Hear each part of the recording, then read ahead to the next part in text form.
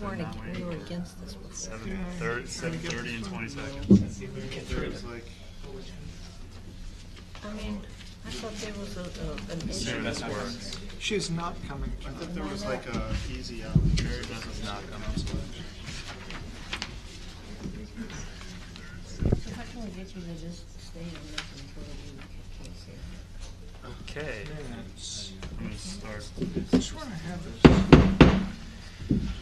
Good evening, everyone. Welcome to ANC 3F's September 16th, 2014 meeting at Forest Hills, DC. I am Chairman Adam Tope of the ANC. So it looks like we have a quorum here of 5 out of 7 commissioners.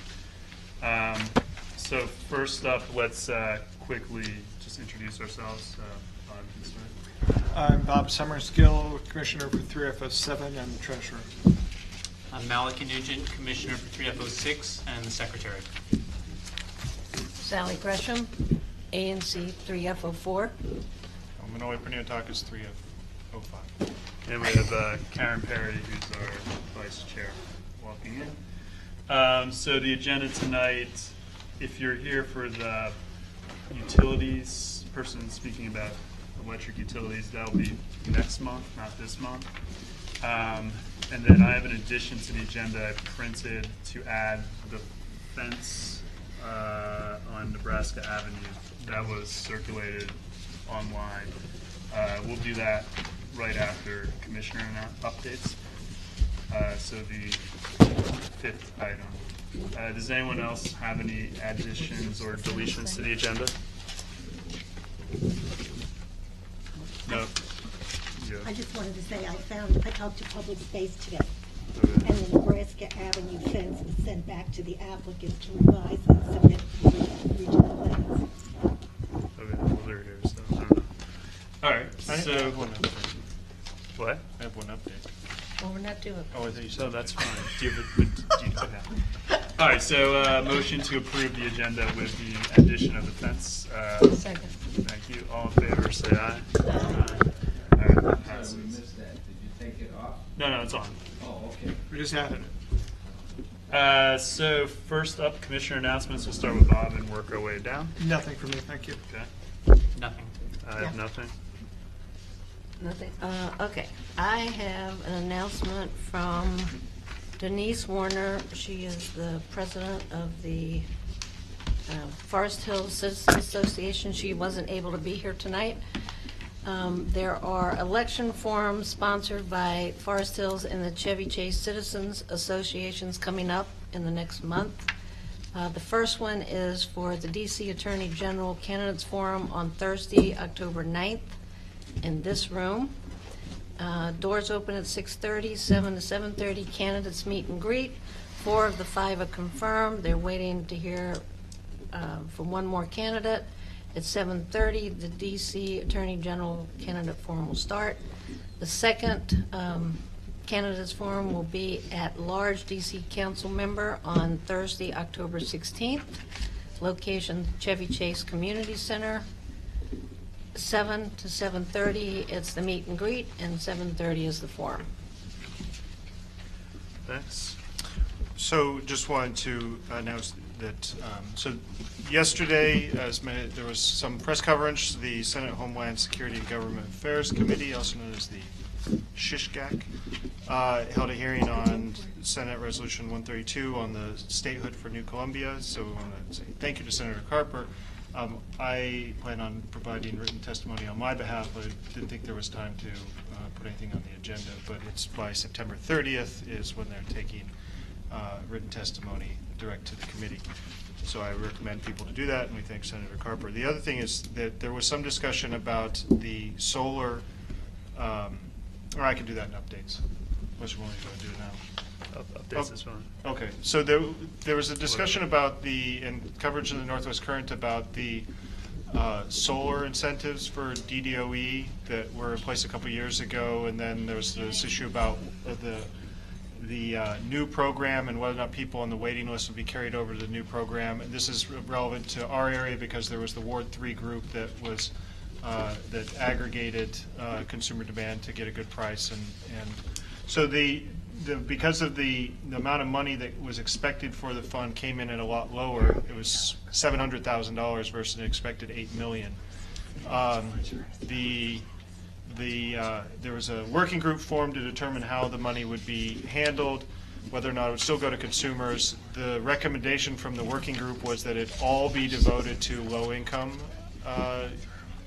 demand, and we'll see how DDOE responds to it. But I think we're now asking questions, starting to ask more questions about why the estimate was so wrong, what the auditing is on the funding that comes out of utilities, the alternative compliance fee that they have to pay in lieu of being able to meet the renewable amount, and other related issues such as what is it exactly that the DC sustainable energy utility actually does. Thanks. It was a bit rambling, but It's all good.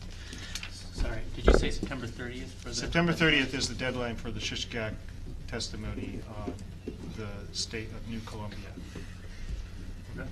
I Nice. recommend everybody to read S-132. Next up is the police report. So I thought, oh, okay. feel free to come up to our microphone. So I guess if you could give us an update what's going on. I guess I've seen on some of the lists there's a bunch of like First of all, how you doing? burglaries. I'm Pretty Sergeant good. Johnson, PSA 203. Welcome. Within the past 2 weeks, there were one ADW close with arrest. Okay. In that case, there were 9 burglaries, all related to 3003 finesse, My building. and 1 theft from auto. So, 9 in your building That's correct. Yes. last Yes. month? 2 on our 6th floor, Yes. 3 No, on no, my no, no, floor. no, no. 9 within the year. I misspoke. oh, okay. Okay. 9 within a 9 year. within the year. Whoa. I misspoke. Hold on, not 9. Yeah, I Okay. misspoke. Unfortunately, I'm going to have to dispute that because I live in the building. We've gotten more than 9 notices from our manager. And I know that there already been 8 on our 6th floor, 3 on my floor, so there have been a lot more than 9. They're not all reported to me. They were reported to the police. Yeah. May I? Yeah, Sure. sure. I'm Captain Gresham, also from the 2nd District. That may be true, but we have to base our statistics on the reported crimes. There very well could have been more, but they were not reported to us. So that's why our crime data actually shows just 9 from January up until this point. Unfortunately, I can dispute that also because I know all of the people that were involved. We've had tenant meetings on it, board meetings. They were reported to the police. They You know, may have I don't know reported what's a in your burglary. computers or who reports them, but They may have reported a burglary, but the further investigation may have determined that it was in fact not a burglary. what is it then? When somebody enters an apartment and takes stuff? I don't have the information in those specific cases that you're referencing, but again, our stats show that there were 9 from January 1st up until this point. And we have the report numbers, if you'd like the information on those. Right. 1 on the 10th of this month and the 11th of this month. And the report number is, I don't need them because I know there were more than that. Okay. So I can, I'm going to dispute your statistics and just leave it at that okay, because we have a meeting with Commander Reese coming up. okay, no problem. Any Cool. questions other than that? I do, Sure. if you're done with your report. Yes. Why, when the police get called to my 3003 Van Ness for disturbances, noise, whatever, complaints regarding some of the UDC students living in our building, why are the police calling the UDC campus police in and then not making reports yourselves? Because the UDC campus police has no authority in our building. We're not part of their campus. Can you give me times that this is happening? No, I'm just saying, it's been happening. Because really, we falls in noise ordinance law.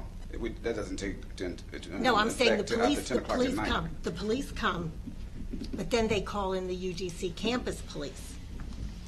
Well, they probably just reaching out to them to let them know what's going on.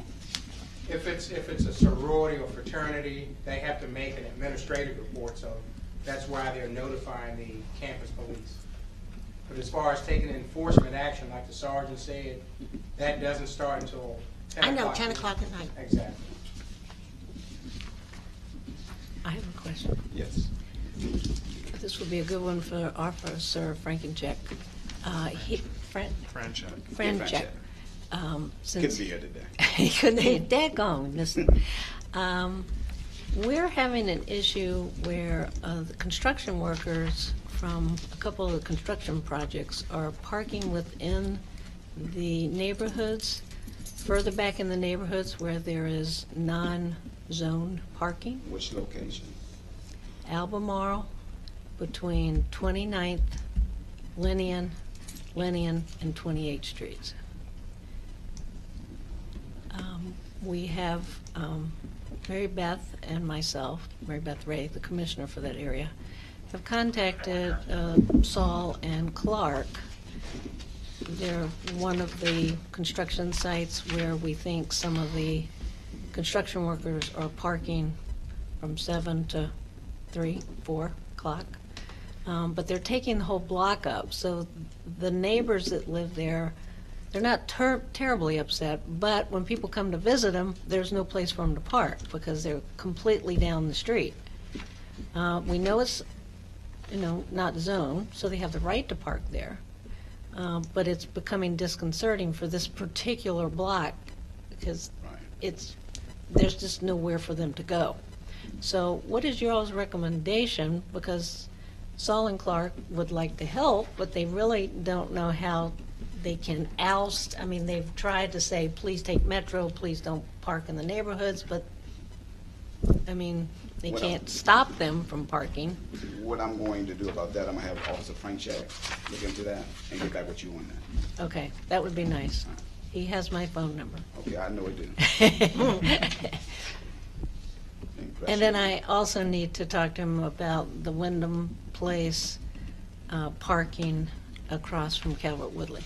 Okay, he definitely will give me a call. Yes. I'm gonna send him an email tonight. Okay, great, thank you. Cool. Is there any other questions from commissioners? Could you write down your names for me? Does anyone in the audience have a question for police officers? Okay. Yeah. In regards to speed limit on Nebraska Avenue, is that an issue?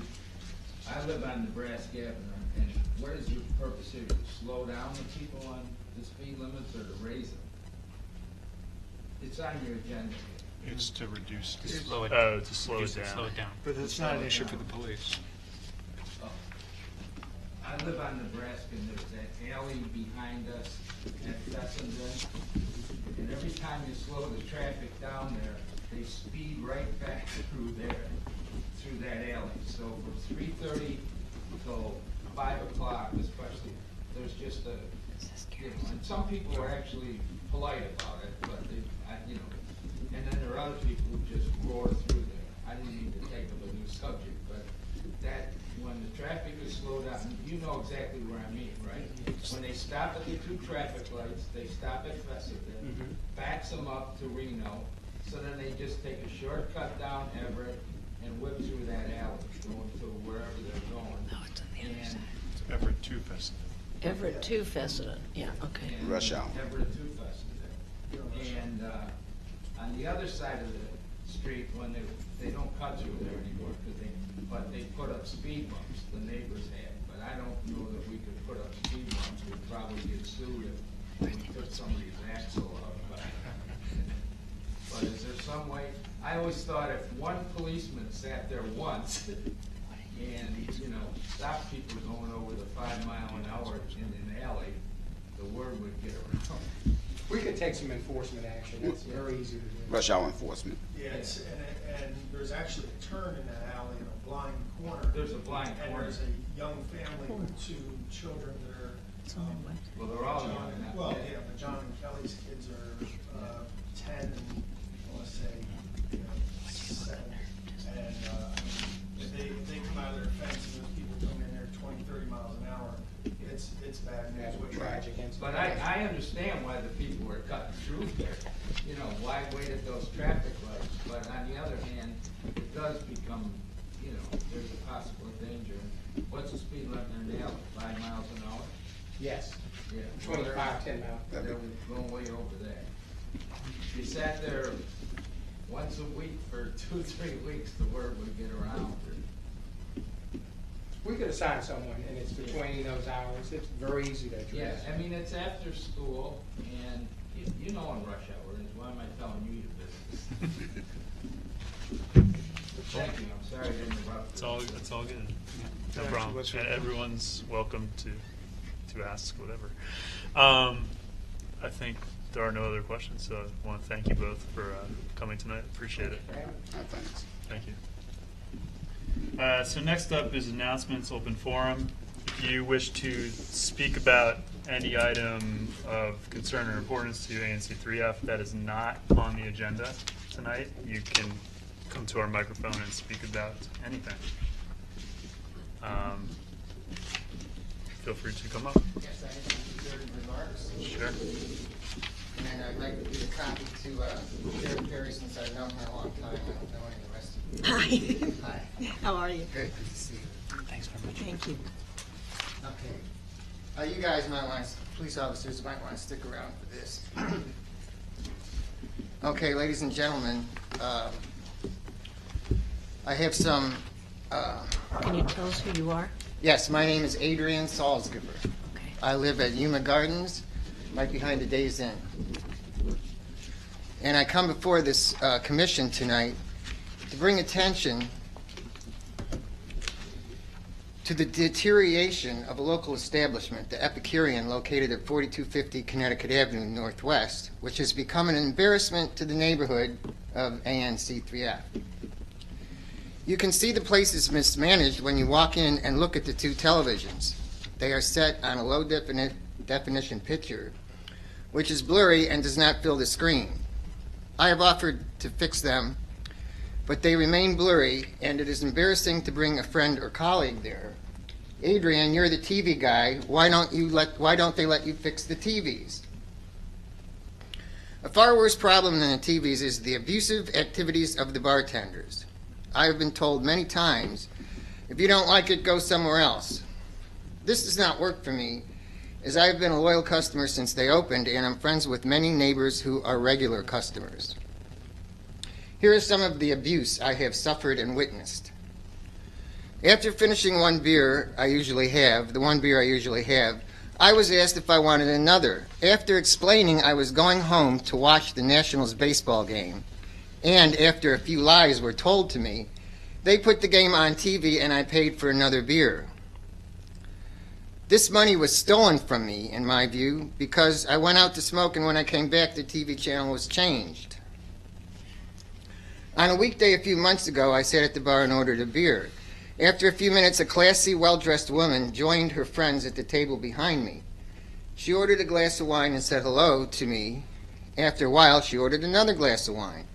When she was given her bill, she immediately said, "Oh no, I only had 2 glasses of wine."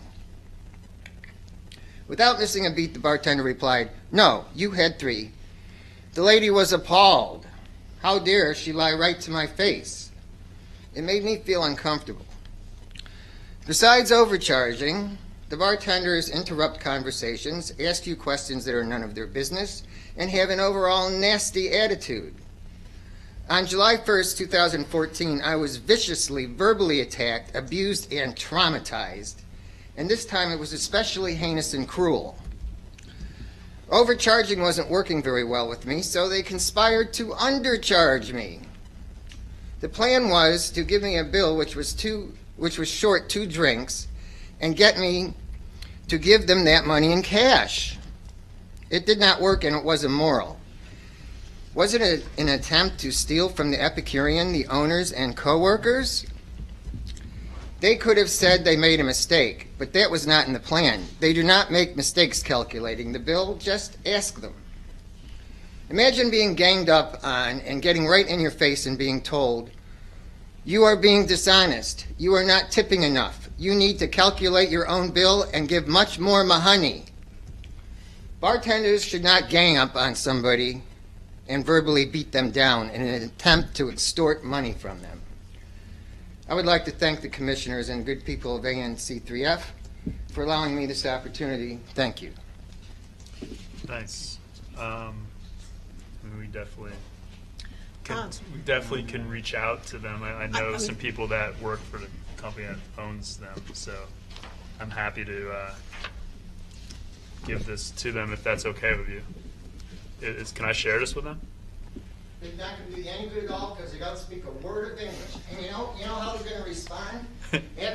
This is how they'll. Okay. Yes, yes, yes. That's what they do. They don't speak any English. They have no idea what you're talking about. Mr. Saltzgiver, Well, I will. If you don't mind, I'll chat with them and see what I can do. Maybe we can improve things. just I for guess. the record, since Epicurean opened, it has changed ownership, and that's part of the Oh, it problem. used to be great. Yeah. Now it's totally poorly mismanaged, and they rip people off terribly. The original owner still has Epicurean, the one at Georgetown University Hospital, but not this one. This used to be in my single-member district. It is now in Chair Tote's district, so I think he can reach out to them. But we also have a liquor license with them. So if nothing else works, we can always fall back on that when they go up to renew their license, Which they've just done. which, yeah, unfortunately, it just got renewed, but it's No, I'll definitely try to talk to them, see what we can do. yeah, I don't think know. that's our best I mean, option. ultimately, Do we know the owners? I think I know the people that own it now, so I'll look it up. Korean? I do not speak Korean, but I love I will. We'll manage. I have friends that speak Korean if needed. We'll manage. We'll do our best. But thank you for bringing this to our attention. Appreciate it. If there's anyone else, Michael, you wish to speak? Pretty good. In the September Michael, can you 10th come up here, because Yeah. we have the camera?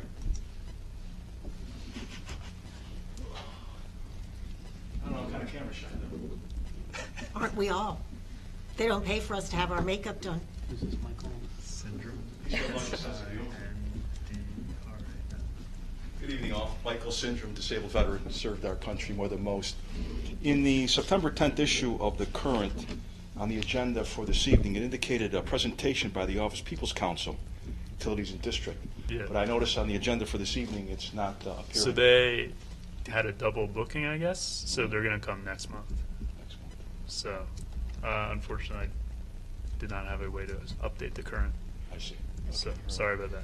And if you and I can have a little chat Sure. afterwards, that would be helpful. You got it. Thank you. Does anyone else wish to raise any issues? Okay. Next up is commissioner updates. We'll start with Bob and work our way back around. I thought we already did this. Updates. I have no those are updates. Not announcements. Malachy, do you have any updates? I have none. I have two for a change. Okay. I don't know how many people get Architecture DC magazine. I know Sally gets it, I get it. I get it. You get, Adam gets it. But in the last issue, their fall issue, there's an article called To Market, Wag Shawls and Little Red Fox Update Venerable Retail Spaces. And they show pictures in here of, and not only talk about it, with their architects, of the inside of the Little Red Fox and what's going on there. So I thought that was very nice, and I think this is a very widespread magazine, so a lot of people are going to see it now.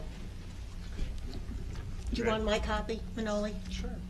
Since that's your I was district. going to give one to, Isn't that his district? that's his I- district. we I was can going share to it. give one I'm to sure they Mary know. Beth and one to Marlene. Okay, Thank you. well, Manoli can have mine. They're very nice people. I You think have a it's nice. second. You have a second. I update? do, a quickie. I raised Bread First and the living wall at our last meeting, and I did speak with Public Space about it. Evidently, they were approved for the umbrellas and planter boxes with the, I guess, plants in it up to 42 inches.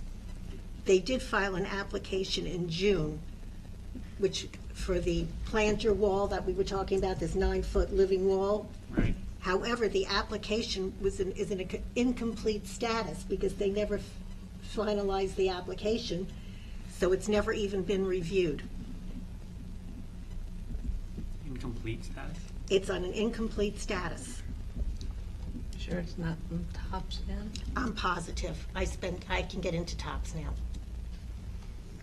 It was never reviewed. It was filed in June. It was an incomplete application, never updated, never whatever. So I wanted to just bring everybody's attention to that because we did a resolution on it prematurely, I think. Okay, well, we'll take, Then we can I'll let them know, Mark know, I guess. find out what the.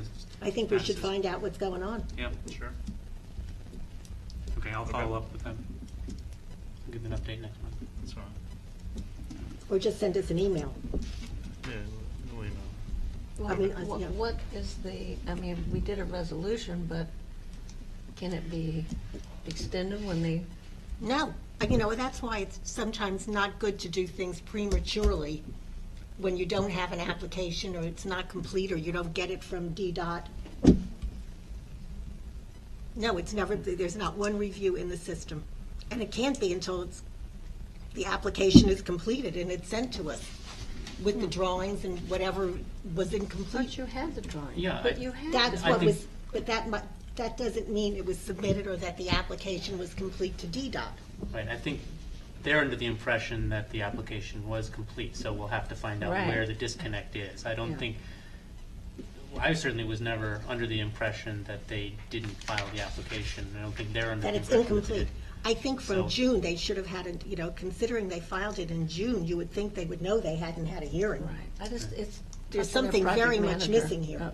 On the That's site, fine. I mean, we'll Yeah. let them Yeah. know. I mean, appreciate you. Probably. because they'll he bring actually it up. said to let him know if there was, when they presented. that time. Yeah, I mean, we'll talk to them. You can talk to them, I guess. Maybe I don't know what I the don't know. disconnect is. I can't say that, but I just know, since I raised it last month, I wanted to follow through on it. It's fine.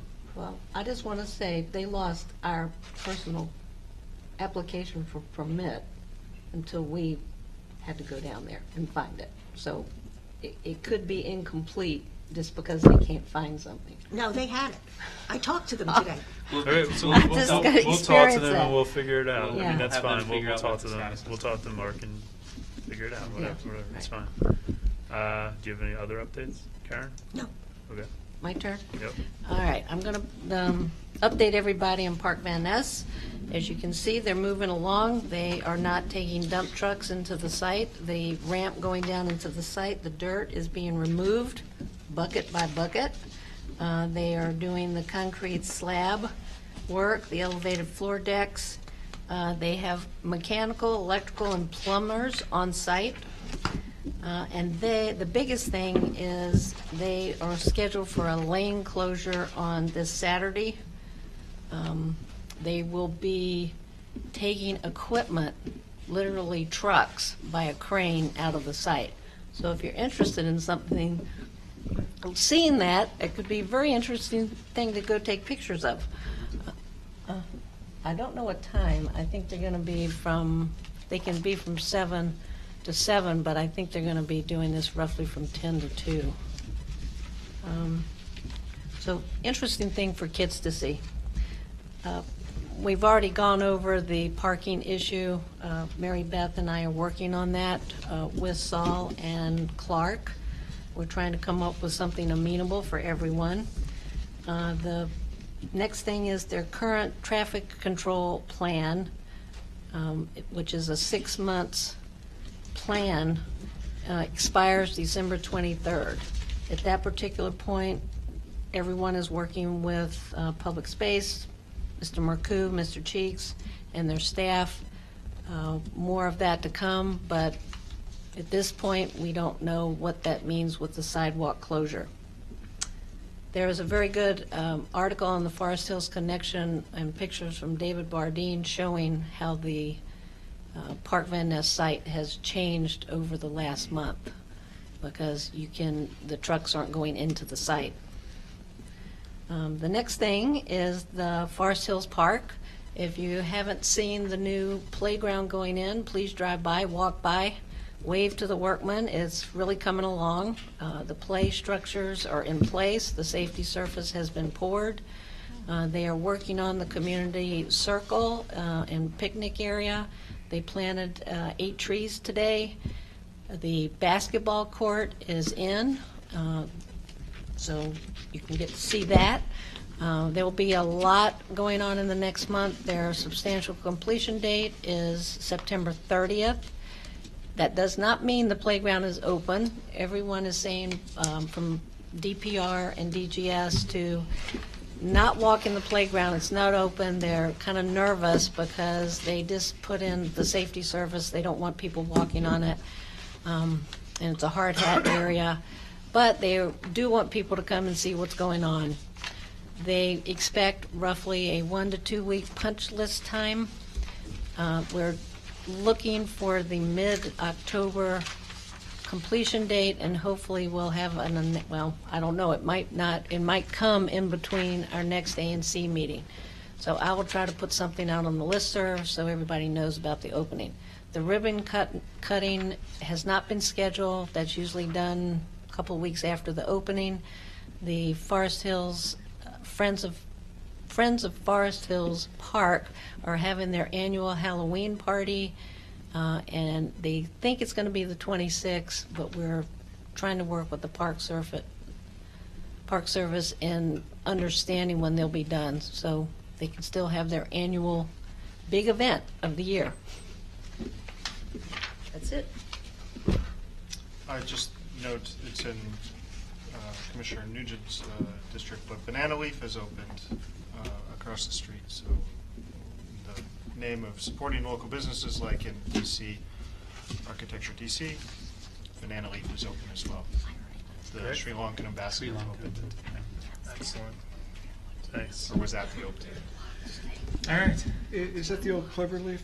Yeah, Clover exactly. Leaf, yes. Thank you. Keeping with the Jakes, leaf right, theme. basically. All right, so next up is discussion about a fence, overhead fence, what's the address? 4919. 4919 Nebraska Avenue, so I'll turn it over to Mallory. Okay. So resolution supporting a public space permit application for a fence with an exception for going over 42 inches at 4919 Nebraska Avenue Northwest, which is in ISMD. The issue is that the homeowners installed a fence, a 6-foot privacy fence around the back and the side. The house is on the corner of Nebraska and Everett, so the side is exposed to Everett Street the same way the front is exposed to Nebraska. And so the homeowners installed a privacy fence around the back and down the Everett side, 6-foot fence. Turns out a DDOT inspector came by and informed them that the fence was between 2 and 3 feet too close to the curb, the Everett Street curb. The required setback is 15 feet from the curb, and it's actually 12 to 13 feet from the curb. So there are two, according to DDOT, apparently there are two possible remedies for this situation. The homeowner can either move the fence back 3 feet, or they can apply for a permit for an overheight fence at the current location. So they have opted to apply for that permit with the exception for overheight in the current location, and my resolution supports that application. Okay. Is there a second for the resolution?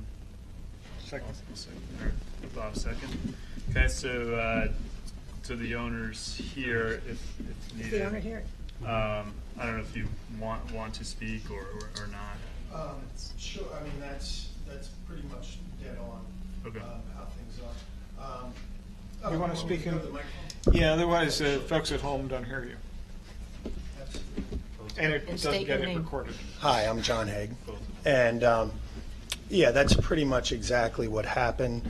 And I did receive information back from DDOT that they want a change to, I have the drawings here. They want to add, I have a number of distances that you're supposed to have. They want an additional distance or two. So I just need to add those to scale to my drawing and then resubmit all the pictures and the application all in. So they just sent in a letter with that. I think I received it Wednesday or Thursday of last week. So I'll be getting that in this week.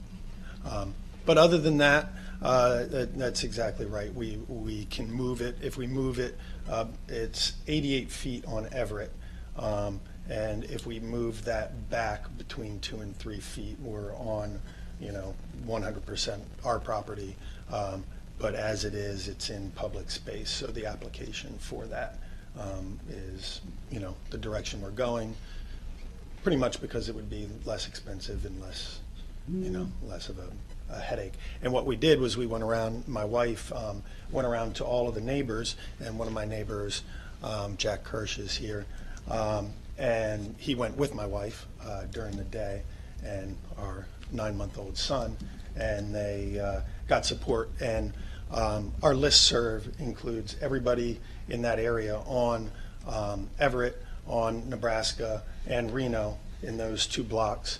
There are 20 households, and all of them agreed. There was one that we couldn't get in touch with, but we also have signatures from all those people and email confirmations from ones that just responded to the initial email that went out and said that they supported, and we had nobody who didn't support or wasn't okay with the fence the way as it stands. Okay. And I have pictures and drawings if you're interested. If not, I have enough copies for everybody. I'll defer to the others if they want to see them. So I guess, is there any questions from commissioners for the owner, or any thoughts or commentary on the resolution? I have a couple. Sure. As I understand it, and I don't think it's clear in the resolution, where it says, inform the residents that a fence higher than 42 inches must be set back a minimum of 15 feet from the curb. Isn't that 15-foot set aside public space? It's not a question of from the curb. It's that the fence is on public space currently. And the public space setback is 15 feet. That's right. And this, to me, isn't clear. It almost makes it seem like the rule is that you have to be 15 feet from a curb in order to have a high fence. That's how Matt Marcoux phrased it to me in an email. I'm just saying, it's 15 feet is public space. It's got nothing to do with the curb. I looked at the public space set aside on Everett today, and it is 15 feet. 15 feet from what? Center, what is It's it? the From center of the road? It's something. Yeah. Okay. So each road's different, so it's like Reno's more than Yeah, and Everett. Connecticut Avenue is Connecticut's 35 very- feet. Yeah. Every street has a different public space set aside. But I question, why did you build the fence on public space to begin with and not on your own property? So that was an oversight on my part. It was just a mistake. If I may add, there was a fence there for 65 years, and they built their fence inside of that other fence. So it was on private property. On private property. There's been a fence there. Well, that's the question here. That's the question. Is that the black fence? It's that's all there? it's So it's all That's not an overheight fence. right. That's- It's not that's an the overheight permissible- fence. That's the permissible fence. Right. It's But I in. was making the point that you wouldn't consider that public property if you bought a property inside of a fence that's been sitting there for a long time. Right. Well, I can sit here, I don't want to play devil's advocate, but I think No. every property owner needs to know his property boundaries and where public space begins and ends. I think it's,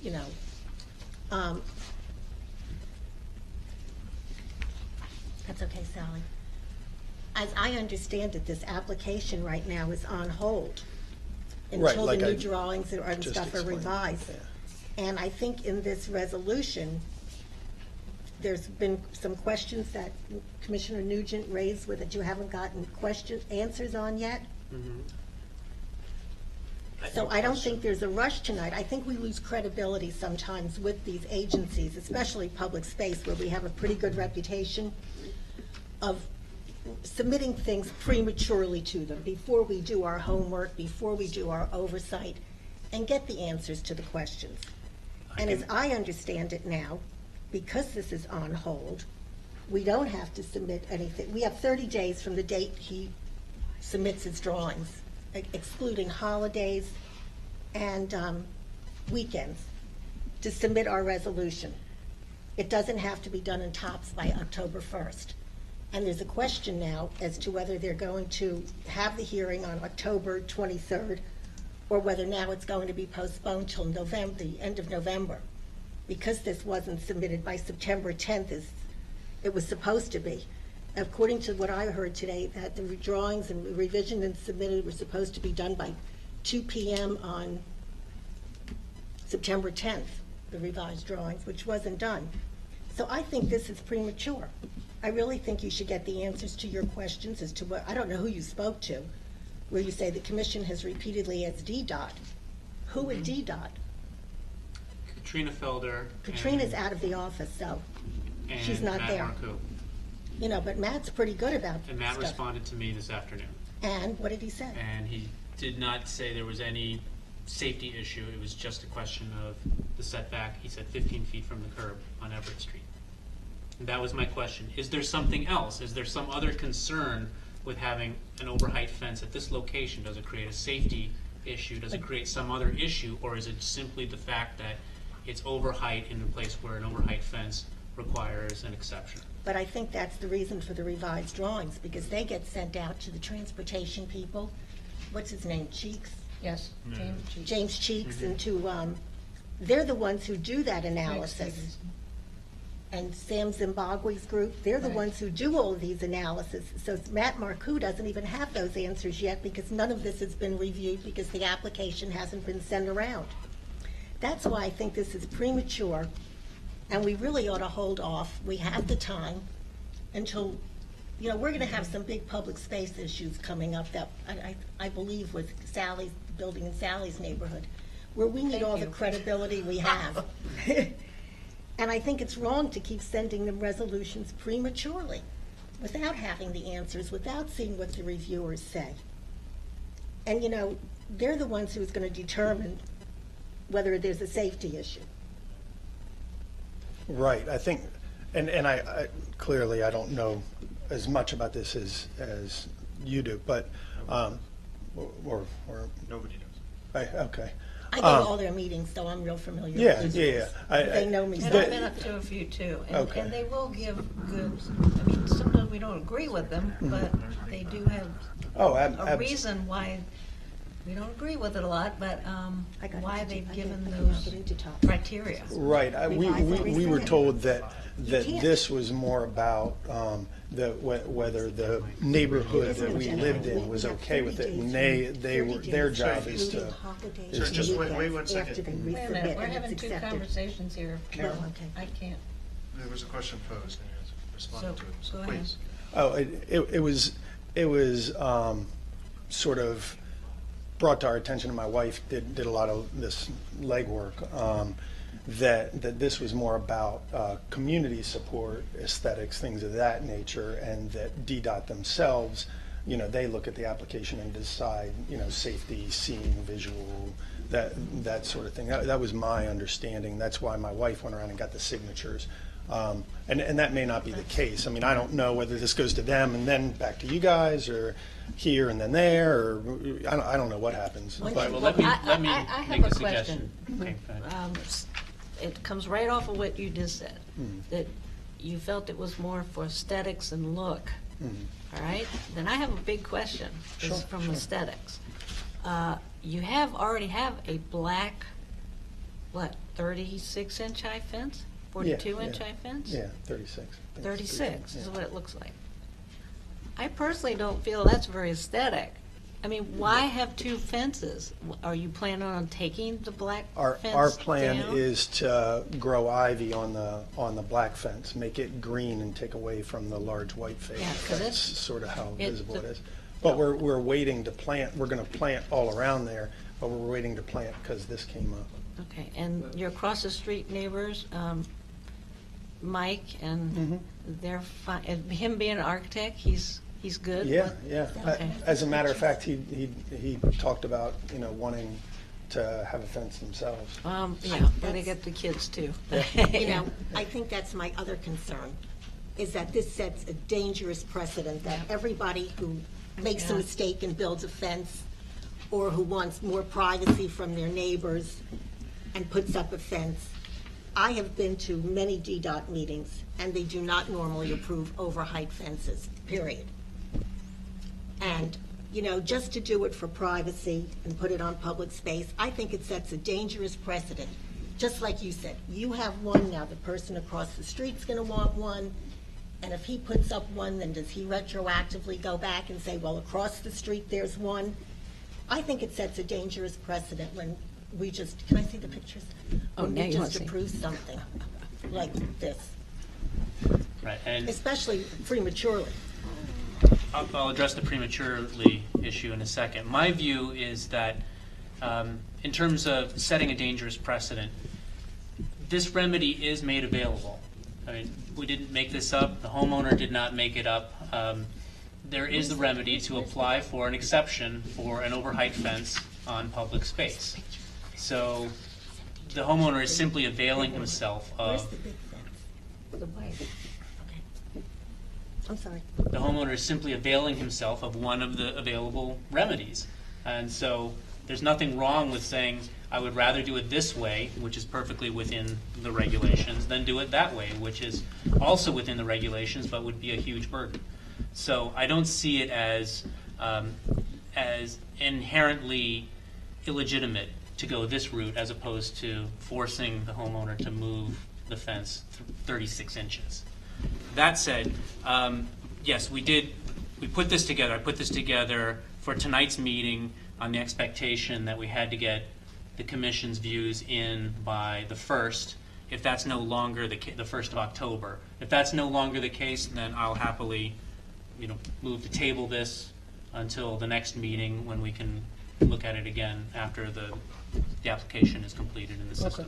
Yeah, That's fine. so in Is the that what you understand the system, situation is? we cannot Yeah, I mean, even Wait a submit. minute, wait a So minute. in the system, we can't submit right now because it says you owe them something. Okay, So I think that re-triggers dates once you Okay. file again. So I can't even if we approve something, I can't even file it for probably a couple weeks. okay. So I don't. Yes, we will. Have you considered possibly a less bright color, maybe, on the white fence? Sally, wait a minute, let's not get, I think you have a motion to So table. I'll move to table the resolution. I'll second that motion. All right. Do we You don't vote have on to. that? We don't have to. Oh, we don't have Second, to. he can just table his own motion. All right. Okay. So we'll put that on We're gonna get next the month, table. I guess. And then Why don't we see when? yeah, I mean, if let's see when the it hearing doesn't is, come yeah. out, then we'll come up, we'll figure it out, but we'll assume it's next month. Okay. Thank you for coming. Next up, resolution calling for DDOT to examine speed limits on Nebraska Avenue for possible reductions. Manoli. Thank you, Chairman Tope. So this resolution is part of an ongoing dialogue I've had with with MPD for quite some time.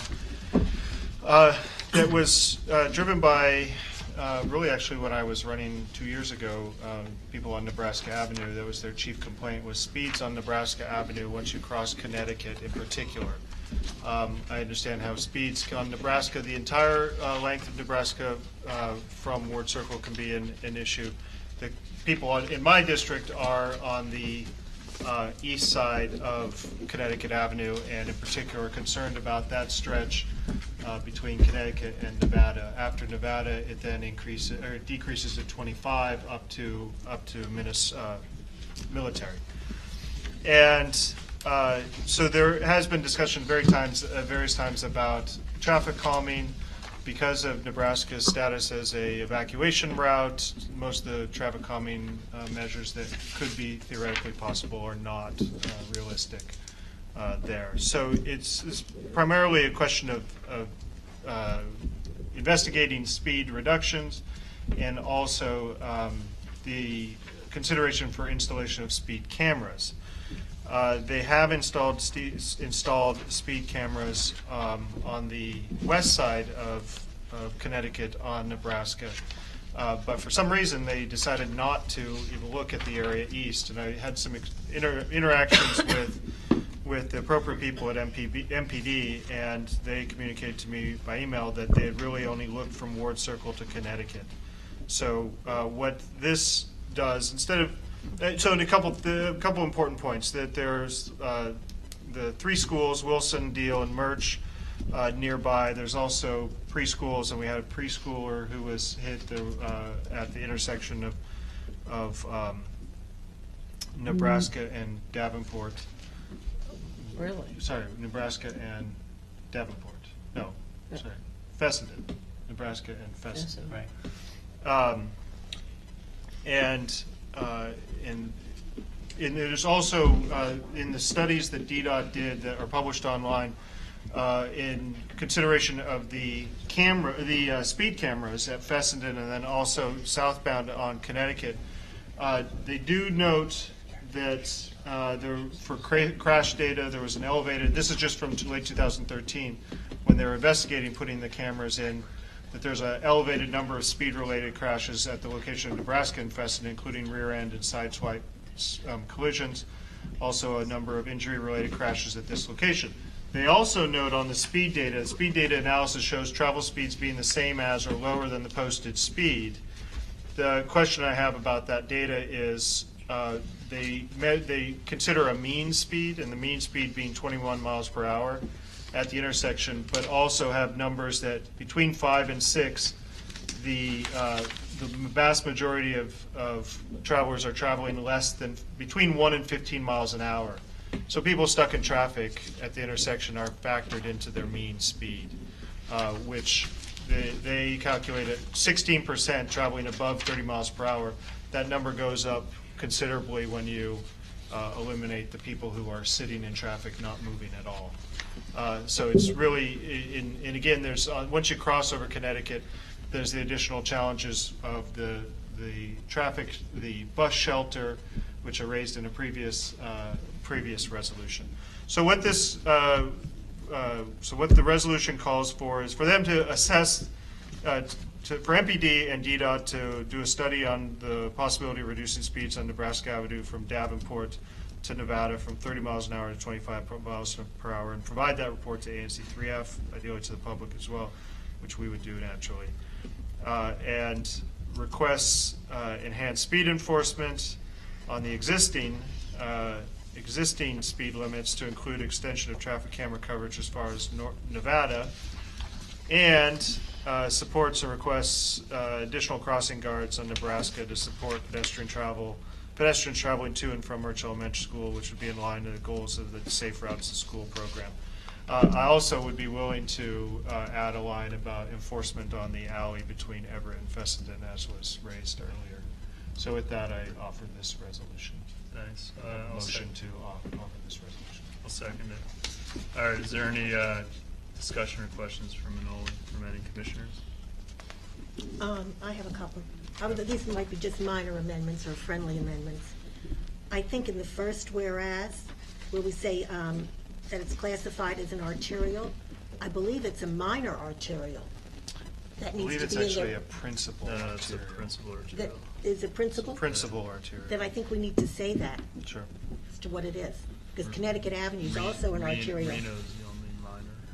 Oh, no, that's around. Connecticut. That's the same. It's I think it's a Nebraska. principal arterial. Is that also principal? I think it should say that. Then in the first, therefore be it resolved, I don't think MPD has the authority to do a traffic request, so I think it should read, request that the District Department of Transportation, in conjunction with MPD, because it's DDOT who does the traffic studies, MPD doesn't have that authority or can't do it or can't request it really. The issue is that MPD has jurisdiction over setting speed limits, and DDOT defers to them on questions of speed limits. No, I think you're asking for a study, so I think the studies. That's fine. I'm going to send it to both of them and try Yeah, to it's get gonna go- action from Wouldn't it be both of something them. like this? Like this is a, So this is for the Camera. this was the assessment that was done for the automated enforcement. This is actually, I take this back, this was the red light camera, yeah, that's. not the right. speed camera. Right, yeah. So I misspoke earlier. I meant to say that this was actually for the red light camera, not the speed camera. So that's why the red light camera and the crosswalk, with I guess that's the same one, those are DDOT jurisdiction. So my understanding in talking to DDOT was they were deferring to MPD. So But it's on DDOT who assessing actually the has the speed. money. That actually has the money to do studies, not MPD. They aren't going to do it. That's why I'm saying it should really read, that it's the DDOT in conjunction with MPD. It's DDOT who produces the studies, not the police. Well, police can do studies. Police can The police, produce. the produce police a can study. go out there with their And get a signs and whatever, contractor but to they do the don't do the study. Do studies. you want to change it or leave it as is? Maybe rather than in conjunction, request that Can we DDOT just ask them and. both to Yeah, do let's it? take- And they can I'm figure going it to out. do a conjunction, a change in conjunction to a conjunction. So it'll be MPD and, or DDOT and, I'll do that. Okay. DDOT first and MPD That's fine. D, produce a study, okay. produce the study. Those were my two suggestions. And then are you adding the clause about the And then I'll be enforcement? adding the clause about enforcement on the alley, Okay. which is a byproduct of, well, it's, I'm not sure it fits in here. it kind of doesn't fit, It's fine. but. Well, it'll be under associated safety measures. Because we're asking for, given the speeds, the danger, the crosswalks, the crossing guards, also, this is a speed-related danger associated with traffic. Who do you send this resolution to? I will be sending it to Commander Reese, I will be sending it to Kathy Lanier, and I will be sending it to, what's his name, who's at DDOT. James Cheeks? James Cheeks, Steverson. The new head of all the the And heads. guy- Broadway. yeah. Should send it to Lisa. I sent it to so everybody. Brown? Brown, it should go to Oh, Brown. yeah, the director guy. Good, Yeah. okay. Can you send this to all the commissioners when you send it out? Sure. Thank you. Okay. Does any other commissioners have questions or comments on this? Does anyone in the audience have questions or comments on this? Okay. All in favor of this resolution as modified, raise your hand, say aye. Aye. Aye. Passes 6-0-0. All right, next up is back to Manoli for resolution supporting a new stop sign at Fessenden and 36. So this is a return of previous subject. So this ongoing issue of this intersection that's just right out here at Fessenden, 36th and Connecticut. So a couple months ago, I guess in May, we passed a resolution calling for the position of a stop sign at the corner of Fessenden and 36th, where eastbound traffic, or westbound traffic on Fessenden meets 36th, which creates a whole host of issues. The no left on the Garrison, as reported last month, is in place, getting good responses from the neighbors that traffic on Garrison is way down. Speeds are, the high speeds, people flying down the street are not a problem. But still have this issue with, I don't know if it's forced more, if they're going up Linnean or whatever, but the traffic on Fessenden is as heavy as it ever was. So we passed the resolution. I got a lengthy response from DDOT, some of which made sense, some of which didn't really make a lot of sense. There was an argument that there's been complaints in the past about people at that intersection running through stop signs. So putting a new stop sign in place doesn't fix that problem, which is the argument that the best way to get people to not run through stop signs is to not install them in the first place, which I have to say I struggled with that as a reasonable argument. But there was the question of whether or not a three-way stop there is sensible. It was a very complete, as I said, for the most part, okay response, but it was very much directed at that specific recommendation. So I said, when I went back and forth with them, I said, well, I can keep coming up with recommendations, and you can, until I sort of, as a non-professional, stumble upon one that makes sense. Or you could just do it yourself and figure out what's the best way to deal with this intersection. So what I'm asking for is a four-way stop now at that intersection, with the stop sign at the east side and the west side of Fessenden. And barring that, for them to do an assessment, given their expertise on what would make sense to improve safety at that intersection. This is an ongoing issue. Councilmember Che has been involved, our staff, business owners there. It's been a bit of a headache, and it's not getting any better. And I'm getting more complaints from residents that things are as bad, if not worse, on Fessenden. So a resolution, that is the resolution, asking them to do a four-way stop, and barring that, to do an analysis on what would be the best configuration for improving the moderation of traffic at that spot. Great, thanks. Is there a second of the resolution? I'll second it. All right, thank you. Are there any questions or discussion from commissioners about it? Yep. I have a question. Are you, I want to be sure I understand. At one point, I thought you were proposing a stop sign on the east side as you were going to the west on Fessenden to Connecticut. Mhm. You wanted a stop sign there. Yes. We already have stop signs at the little triangle coming off of on 36 going north and south. Mm-hmm. This is You coming, this is now going east. So we Right, have, there's so one now westbound, you're asking now if you eastbound. turn, let's just say somebody is coming across Connecticut, going eastbound on Fessenden. They have to stop at Connecticut, and then they only go a very short distance, 25 Mhm. feet, and they have to stop at where the little triangle is. Yes. Okay.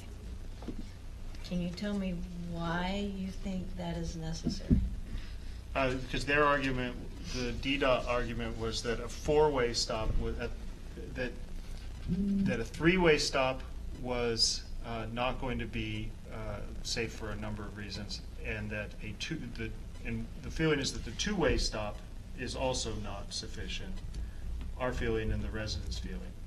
So if you can't, if the two-way stop isn't working and the three-way stop is not safe, then your next alternative is a four-way stop.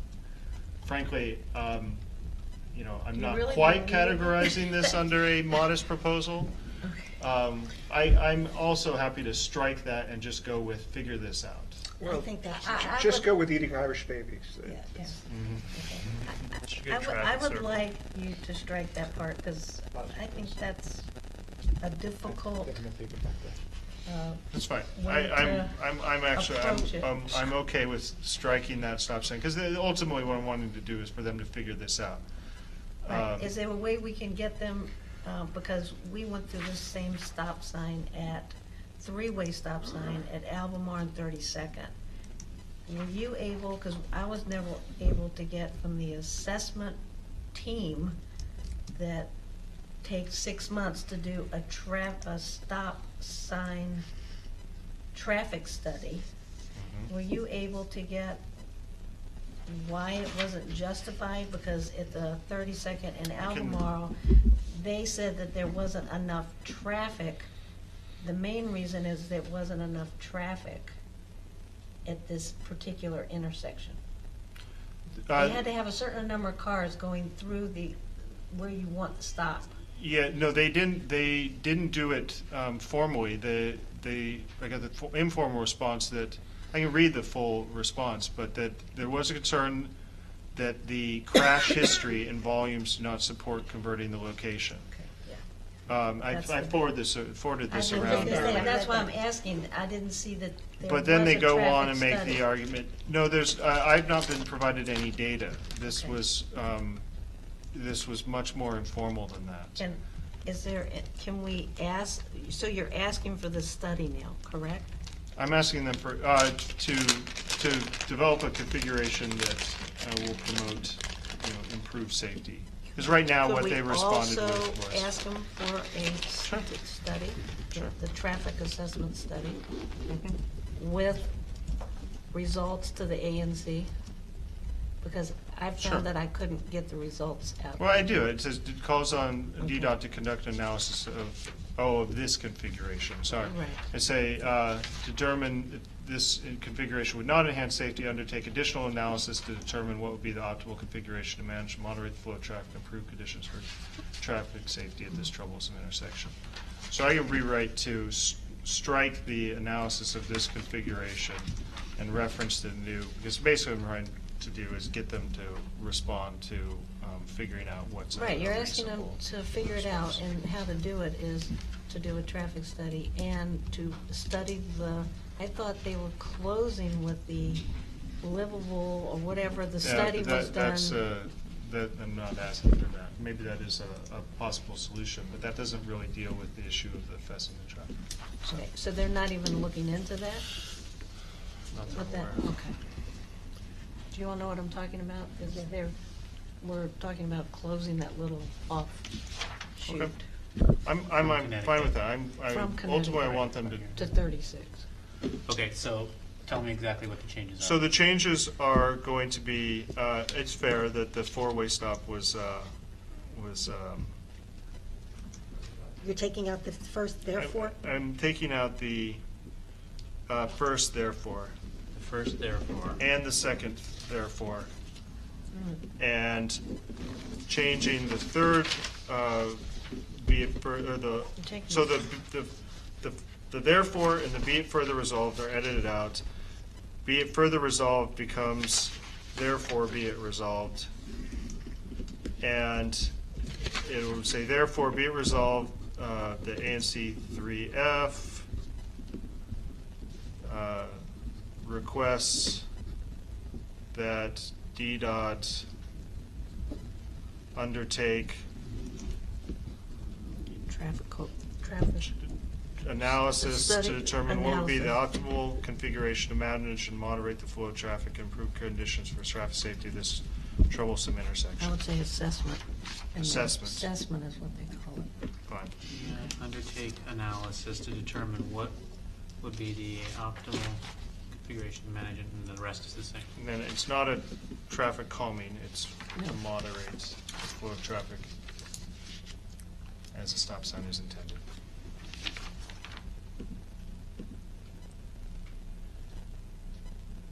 Okay. And I got again, it. you're sending this to all of All the the- above from the other Are we one? done talking about it? 'Cause I had something to say too. Karen? I'm just going to say, I am not a big fan of stop signs. I don't personally think they really control traffic or the flow. And DDOT does have an arsenal at their disposal, from curb outs to these little mini circles and whatever else they're doing. All right. So Well, I so think the we're title, asking for that. so the title is now in support of configuration assessment, traffic configuration assessment. Yeah, I mean, they've got a whole arsenal, and stop signs, people do run them. They do these rolling stops and everything, especially when you start putting in too many of them. You put in traffic one. But there was one thing I wanted to say that I'm not sure that a lot of people are aware of. The CVS drugstore there, which contributes to some of the traffic mess with the people going in and out, when that was Higgers, before it became CVS, there used to be able to pull in on Connecticut Avenue. There was a gate across the back. Remember that? Yes. And that did control some of the traffic. The parking lot could only be used at that point for CVS, for the customers of the drugstore. And you had a coin or something that they gave you so So that it you. wasn't a cut-through. It wasn't a cut-through. Sure, there's some issues there, but I don't think that's, But I people do cutting think it through would is a help major issue. if we had that back again. Apparently, what we heard from the director of this, from Forest Hills of DC, is that people are actually using this passage as a cut-through. That they have What- problems with the- people coming through their parking lot, lot. yeah. And then going So out on coming off of Connecticut? 36th into their space here in the back, driving through the front and then going on to Connecticut that way to bypass Fessenden From 36 or from Fessenden? from 34th. For the fourth, okay. Need some treatles. Yes, so they've had problems on this property. People are going to find shortcuts no matter what obstacles you put up, let's be Yeah. honest. That one's All kind right, of well, weird, but we'll okay. still want to deal with what we can. Yes, All right. traffic is like water and money. Are there any other comments or questions for Manoli on the revised resolution from Commissioner? Anyone in the audience have thoughts or questions? Okay, let's vote on this. All in favor of the revised resolution? Raise your hand, say aye. Aye. Passes 6-0-0. Thank you. All right, so next up is a resolution regarding a proposal to change the address of the Embassy of the People's Republic of China to number 1 Lu, I don't even know how to say it, Xiaobo Plaza. So basically, Congressman Wolf and our delegate reached out to us again to further discuss this. At a previous meeting a couple months ago, they came to us to explain that basically they wanted to rename the street that China's embassy's on so that mail going to it gets addressed to this new address instead of the current one. And this person is a Nobel Peace Prize winner? 2010. So I circulated a resolution that Maliki also helped draft, and effectively what was circulated is we gave some background about this activist in China and some of the things they did, and then some background on what Congress has done on this, and the mayor and council and different people. And then finally, we made, basically the resolution is, first of all, made a statement, generally speaking, that this person should be released from prison. And then secondly, that we support the renaming. So, and that myself and Maliki are authorized to speak further on this issue. So that is the current resolution that several different parties have asked us to take up. So is there a second for that?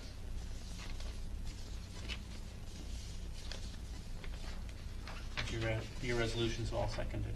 What? I'll second it. Okay. That's fine. Seconded by Maliki. All right, is there any questions or discussion from commissioners on this? Bob? We were told when there was a presentation that this required an act of Congress to rename the road. Is that still the case? And if so, why are we bothering? My understanding is that yes, it still remains the case, and the only reason we're bothering is because the congressman asked us to do this again. And But he's not our congressman. He is not our congressman, but they are all our. Hi, my name's Shelley Bressler. Yeah. I am representing the congressman here tonight. Which congressman? Frank Wolf from Northern Okay. Virginia. Where does he stand on DC statehood? Not my Has he issue. signed the bill? Not my issue. Or No, we didn't. hasn't Kassan sponsored the bill? Or?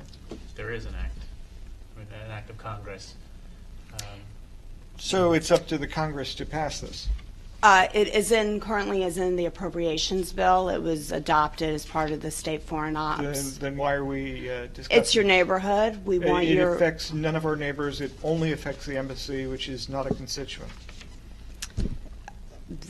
There was questions whether or not this was city or whether or not it was government. I've listened to presentations tonight about neighborhood issues and wanting to get neighborhood input. We thought that this may be something your constituents would want to be a part of. City Council passed a resolution. Phil Mendelson supports it. So we thought out of courtesy, this may be something that the neighborhood, since it literally is changing a street sign, I mean, that is all. If you. It changes a street sign where no one who is a resident of the district lives. Correct. So it has absolutely no impact on us or our neighbors. If I may for a second. Yes. ANCs were chartered by Congress to advise the district government, not the federal government. That's number one. No, I'm not saying we can't, but I don't think we should be getting involved in something that none of our constituents have asked us to get involved in. I think it, and maybe this is just me, but what we do over here affects our embassies and the State Department, our embassies overseas. And I went online and started Googling some of this stuff, and there's already talk on some of the Chinese, whatever, websites, whatever you want to call, whatever they call themselves over there, about changing the name of the street in front of our embassy to Osama bin Laden Way, and Saddam Hussein way. That I is know. their priority. I mean, we're not we're saying it talking isn't. about an issue of a man who was awarded the Nobel Peace Prize, I understand and that. that he is falsely So let's being put up a statue imprisoned. for. But where does you it know. end?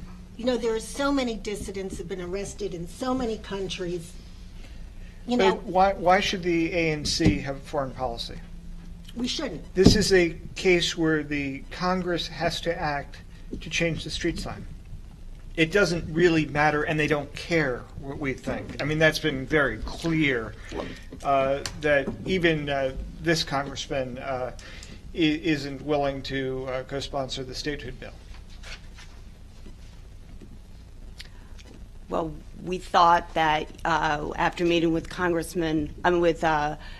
Member Mendelson, he suggested that we reach out to the ANC. Thank you for reaching out. I'm a DC resident, okay? I am in the same position all of you guys are. My children go to school in Ward 6.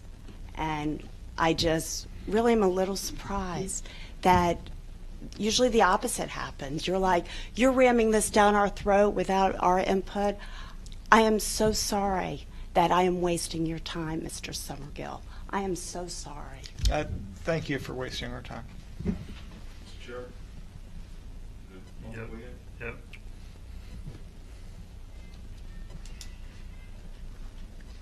And then will you call the question?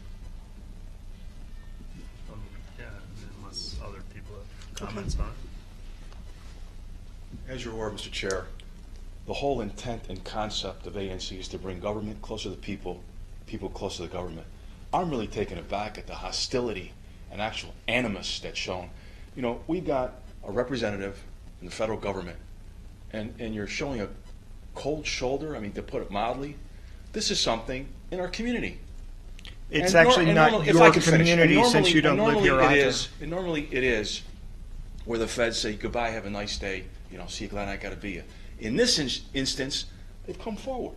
For the And- second time. I guess 3 strikes and you're out. This is not good. This is not good, and it concerns me. And particularly, China has a reprehensible history of anti-humanitarianism, civil rights. I mean, it's well known, well publicized. Here we have an activist, right, and can bring to the forefront American value, ideal. Hey, you know, we want to do something about this. If nothing more, a Nobel Peace Prize recipient to have an honorary name. This is not something unusual that ANC weighs in on. There are street names, be it federal, state, local, whatever, that are changed, you know, honorarium. This is one such instance. So I really think an apology is due to this, representative. This is not good. This is not good. And I want to say this in conclusion. I'm a disabled veteran who served our country more than most. You may take issue with that, Mr. Summersgill, but don't ever forget, the reason why we're not ducking grenades, bullets, and mortars, we veterans put our life on the line for due process, fundamental fairness. When I was inducted, I didn't say, well, I hail from New York State, so I'm only going to protect, New York State. No, it's across the board. So the same difference here. Thank you. And there is precedent. There's Sakharov Plaza, which is named in front of the Russian embassy as well. We have the portion of 15th Street named for, I'm sorry, I'm blanking out, on Raoul Wallenberg Place. We have part of F Street named for Abe Poland. So it's not unusual to name a portion of a street. There is still question whether or not this is really federal U.S. government property or whether or not this would be something the city would weigh in. I on. checked. think so. I checked. It's State Department property. State Department. It is State Department. Chairman It is federal. Mendelson's office researched that, and it is State Department. Right. It is State Department land. But if I can have the floor for a minute, I support this. Initially, I was skeptical, and when your colleague came a couple months ago and presented this to us, I was skeptical for many of the same reasons that Bob is quoting. That I don't think we should weigh in on foreign policy issues. But I looked into this particular case. I researched Mr. Liu himself and his case, and I think that there is a case to be made here that we, as the representatives of the neighborhood, can weigh in and express our sense. Nobody's asking us for our permission to rename this street. It is federal property, but it is our neighborhood. The Chinese may not be, and the embassy may not be district residents or U.S. citizens, but they are our neighbors, and so it's perfectly reasonable to come to us and ask us what we think. Now, this man is not Osama bin Laden. This man is not Saddam Hussein. He is a Nobel Peace Prize winner. He's in the same category as Nelson Mandela and Mother Teresa, and I would have no problem with naming a plaza for either of those two, and I don't think that we should have a problem with naming a plaza for this man either. My personal feeling is it's State Department property. We're chartered to advise the district government, not the federal government. And I really don't think we should be weighing in on this. I think it opens up, I don't know this man. I feel sorry for him that he's in prison. I think there's been a lot of things from Tiananmen Square on where there might be other people that are also in prisons that deserve to be, released. It's There were a lot of people on Robben Island, but yeah. you name it Nelson Mandela. I'm not Plaza saying, for a we're reason. not naming anything after Nelson Mandela here. This is State Department property. I mean, And it's changing the name of the street. They've asked us for our opinion. I've spoken But this to says residents. we officially support, I have this doesn't take no sense issue of with it. And honestly, under the Home Rule Act, we're allowed to advise federal agencies on That local ANC issues. 3F It's in the supports DC code. We do it all. We can do it all the time. that if we ANC want. supports officially naming.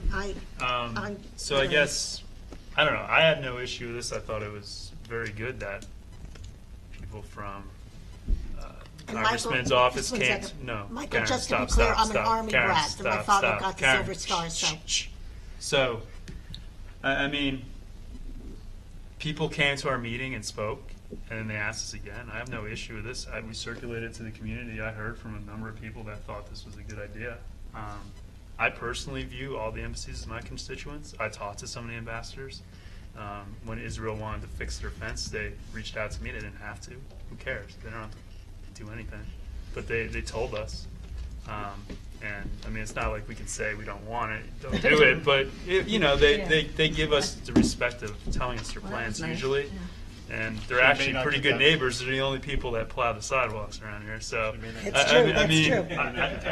don't have an issue. And China plants trees. And they plant trees and they shovel the sidewalks. And I mean, they're fine neighbors. All of the embassies are perfectly fine and quiet. So I really have no problem bringing this up, and people in the neighborhood have responded to me, which is rare for almost 99% of the resolutions we do. So, well, one consideration is we're not doing this because they're good neighbors. We're doing this, we're in a sense saying we disagree with you. Yeah, fine, fair enough. I mean, it's not the same as plowing the sidewalk. No, and then that was one of my hesitations, that they are, I mean, the State Department can have its policies, but we live next door to these people, and to be a good neighbor, you don't make a point of sticking your thumb in their eye on a daily basis, which is essentially what we're asking to do. I had a meeting with some people from the Chinese embassy today for my day job, and they gave me their card, and the address 3505 International Place is on their card. That will have to change to number 1 View Xiaobao Place or Plaza. That's sticking a thumb in the eye of some people who live in ANC 3F, and that's a consideration. But that said, I think the moral case for doing this is strong enough to make that worthwhile. First of all, I'm guessing that the address on the business cards won't actually change. But there's a mention here that District of Columbia, so that Chairman Mendelson introduced a resolution. Do we know what the status of the resolution is? It was approved in July. Approved and passed and signed and is gone. It doesn't actually get signed. It's just a resolution. Oh, it was a resolution, yeah. Yeah, it Okay, hasn't been sorry. signed. Never mind. So it has no weight of law. And our mayor was just in China, if I'm not mistaken, to open up a new DC trade center over there, which is, again, which hurts us on the issue of trade overseas.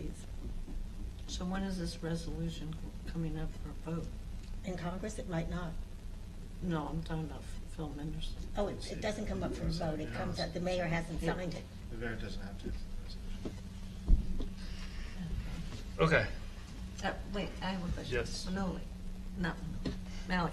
Yes. What changed your mind from the first presentation till now? I researched the man's case.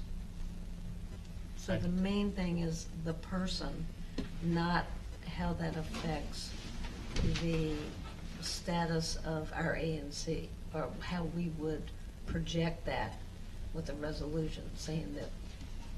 Right. So the whole resolution, the way I read it is the whole resolution is based because of what this man has done. Exactly.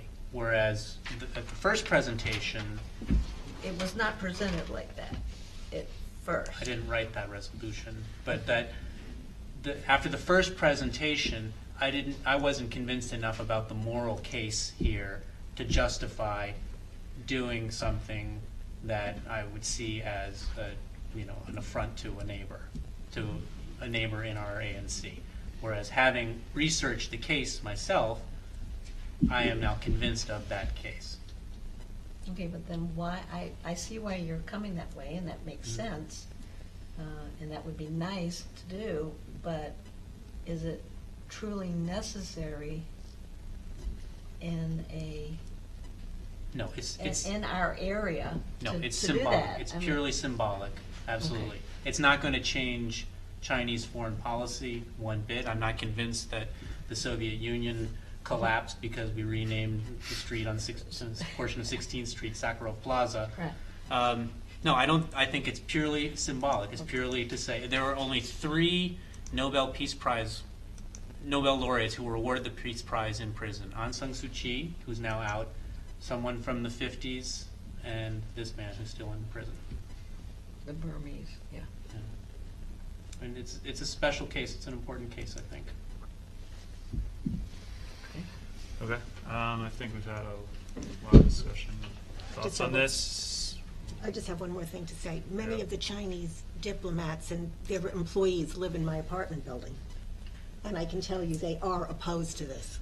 Okay. So they So are our as constituents. your representative, you may vote in the way that you I'm feel just saying that, represents you their know, view. yeah. Right, that's your job. And I think why are that's they fair. opposed? It's here. I think we should all vote. Yeah, how it's we very, feel. very simple. Okay. So at this point, let's take a vote for this. So all in favor of this resolution, raise your hand and say aye. All opposed? All abstaining? 3. So 2, Motion carries. 1, 3. Motion carries. Motion one. Passes. Carries.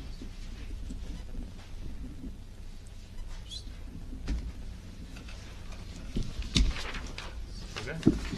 Thank you.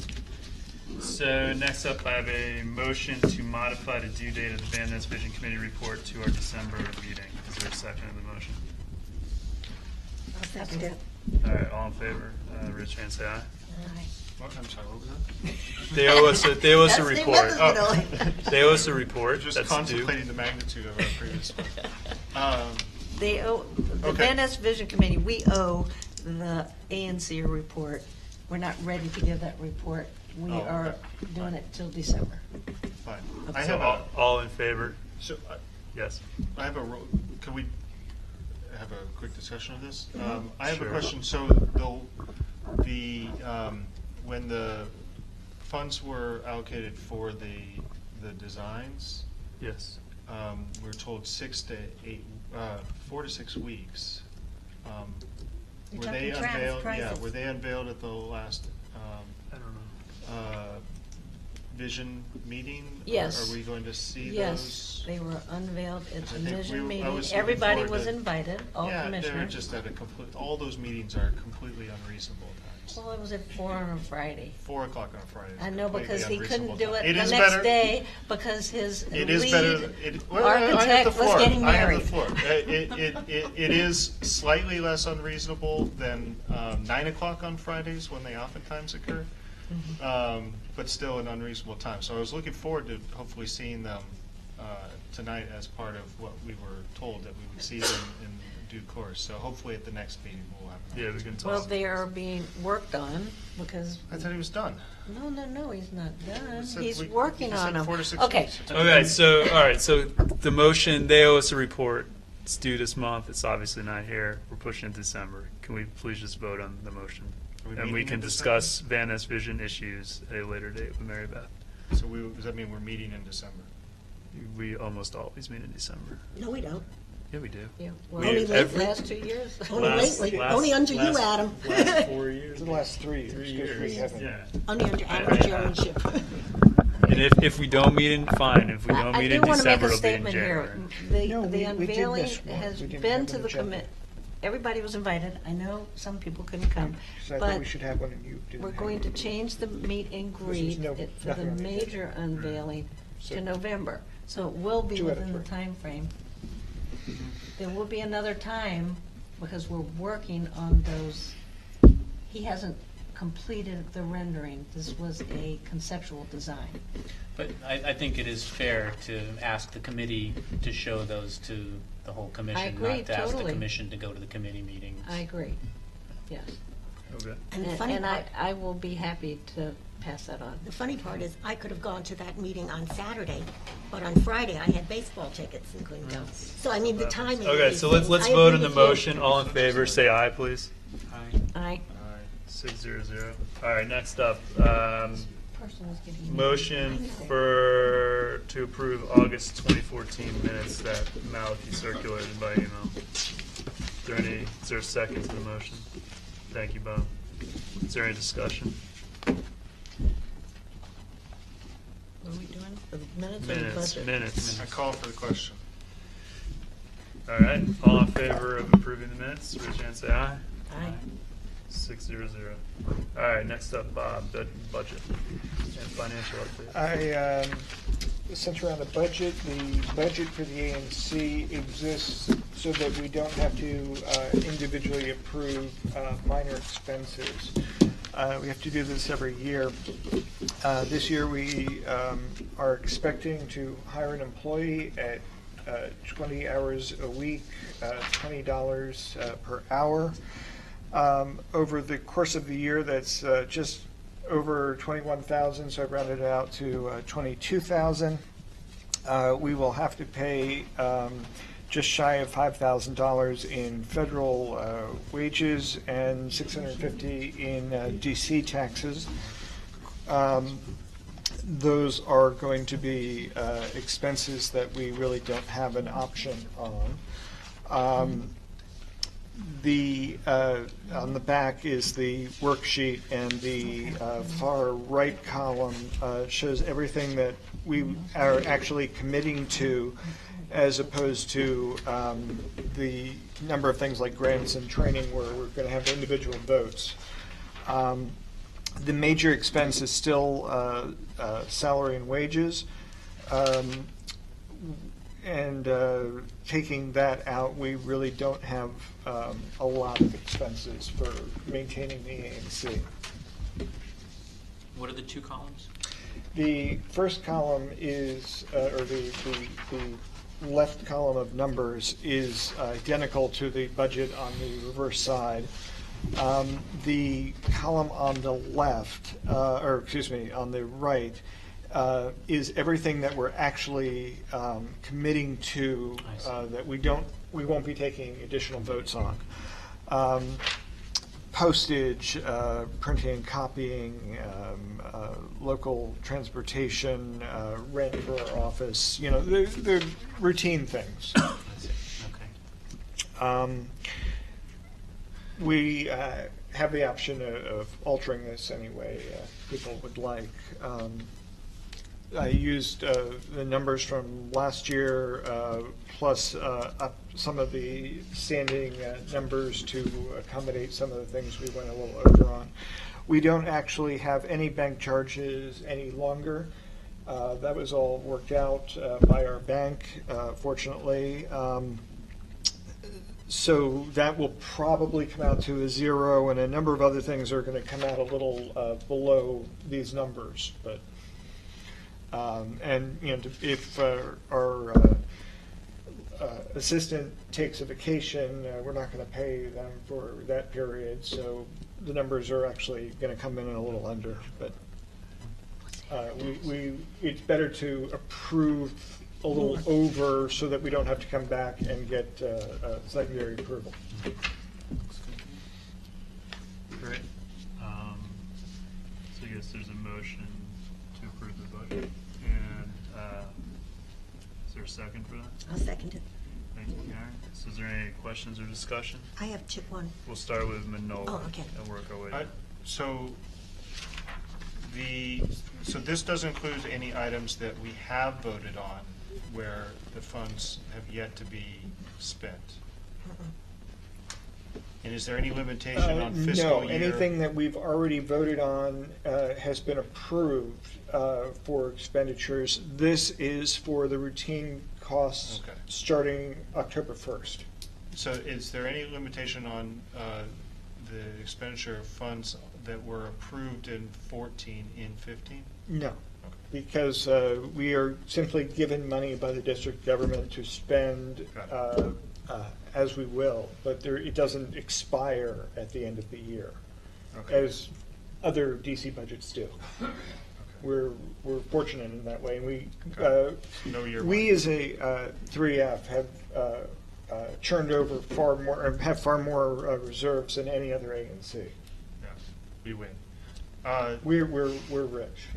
Okay, because I just reminded that there are two outstanding items. The total $14,000 that are still potentially. Right. That's So how do you because equate those that? are approved. They don't go into the routine costs. So Fantastic. Thank you. And I'm sure Sally's about to ask about advertising. Right. Can you So I'll just explain, ask. well, two things I don't understand. Training and advertising.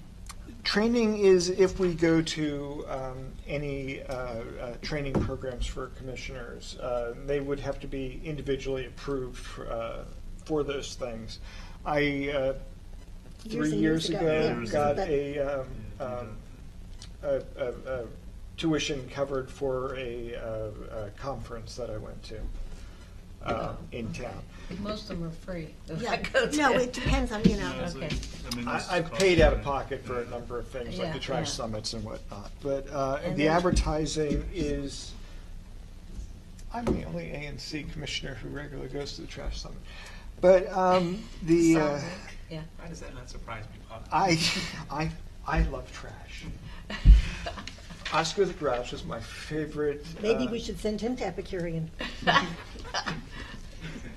I got to say, though, if you look at Oscar now, he's clearly a hoarder, and he has a serious problem. But anyway, the advertising is for Who's Oscar? Oscar the Grouch. Oh, from Oscar the Sesame Street. Grouch. I was like, He's clearly a hoarder if you look at him Yeah. now. But anyway, the advertising is, again, something we would have to approve every year. It's not something we're approving in this budget. It has an asterisk. But that has covered the Forest Hills ads Connection. in the Forest Hills connection. okay. Oh, got it. That's what that is. Or Northwest Current, or anything we do. Anything we do. With an ad. Well, we would have to individually approve that. Okay, so That's this not is something the that's- Forest Hills, Well, not necessarily, because we haven't approved it yet for next year. he says this is a budget for Yeah, next but year. it has to be Stuff with approved. the asterisk requires a vote. It requires a vote when the item comes up. Okay.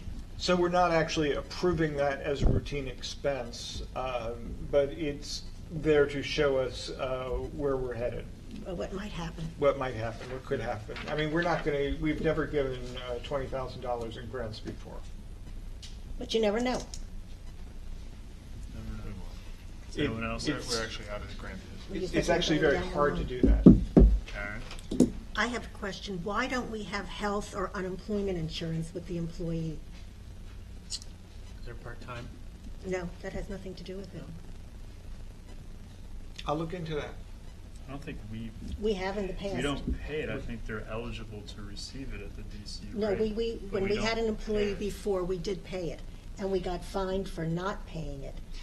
In terms of health insurance, What? according to the latest info from Gottlieb Simon, It we might be over a can certain- offer health insurance Right, that's- in lieu of some of their pay. Hey, and I think that's in the handbook. Because Mary Beth and I were looking at As to casualty property insurance, care that about would that largely cover things in our office, and That I frankly, don't if we care lose about. all those records, I'm really not too But it was, upset. what about unemployment insurance? That's not a required amount for us to put in that I'm aware of.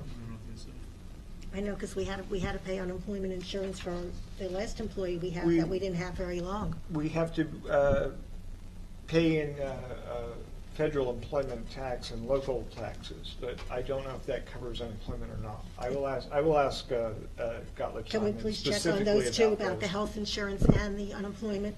We can always adjust this at any time. And, I'm not going to be here, Commissioner, past December, so for those of you who remain, please feel free to edit this. Thanks a lot. Okay. I did 2 terms. Malky, you have any questions? No. All right, then let's vote on this.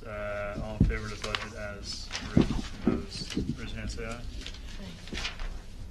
600. 6-0, aye. You have a financial update, Bob, or no? Yes, we currently have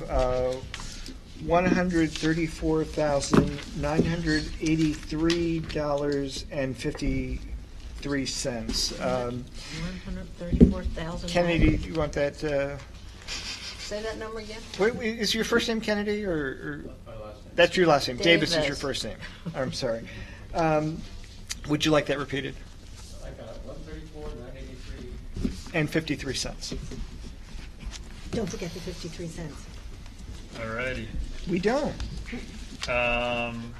We submit budgets down to the penny. I know we do, Bob. You've kept us out of trouble. So we are, We have not heard back from the Hearst Elementary School PTA on their grant. They were actually 2 months overdue, and we have heard back from the Rock Creek Conservancy, who said they're not able to submit all the receipts, but they would like an extension, and we don't really have an option on that. So okay. they want another 30 days We need, all right. Well, we to can get talk their about receipts in. Okay. But we need receipts and a statement of how the money was used from Hearst, if you want to talk to If we don't have it them. in time, what do we get fined, or what happens? Under our agreement, we can go after them for the money. Well, I don't think we're going to do that, but. Giving them money? What happened Yeah, we before did. with Hearst is I begged and pleaded with the auditor not to ding us, and we were trying to get the information, and finally got it. What happened with merch is that we did not get it in time, and we lost an additional, I think that was $4,000. So that cost the neighborhood $4,000 We don't have these receipts in in time. addition to the $4,000 we gave them. Plus, they gave us $4,000 back, so, it- But I'm talking So if that hadn't happened, our financial update would have been 138,000. Bob, on the Rock Creek group, what happens since they don't have all their receipts? Is that when we get dinged on? we could get dinged on both. On both? But Okay. they are actually trying to get stuff. They've actually contacted us, which is a little different, and they were a month later, so. Okay. I have one question, Quick Yeah. what? They're aware of a new item. We passed I the have a agenda already. question. There's no Are we new any items. further on the Forest Hills No. playground? No. This is something the commissioners need to do. Is this a business item that needs Yes. to be voted on? No, we can do it after you adjourn. Okay, so we can adjourn. So I'll make a motion to adjourn. Let's vote all in favor. There's an announcement, there's a mayoral debate tomorrow evening at People's Congregation Okay. Church at 4704 13th Street Northwest, 6:30. Have Right. any of the candidates agreed to come? Again, Have any of the candidates agreed to be at the debate? There are Not one. 6. Interesting. Well, anyway, we're all adjourned now. Good night. Thank you. Yeah, we did. Davis, before you do,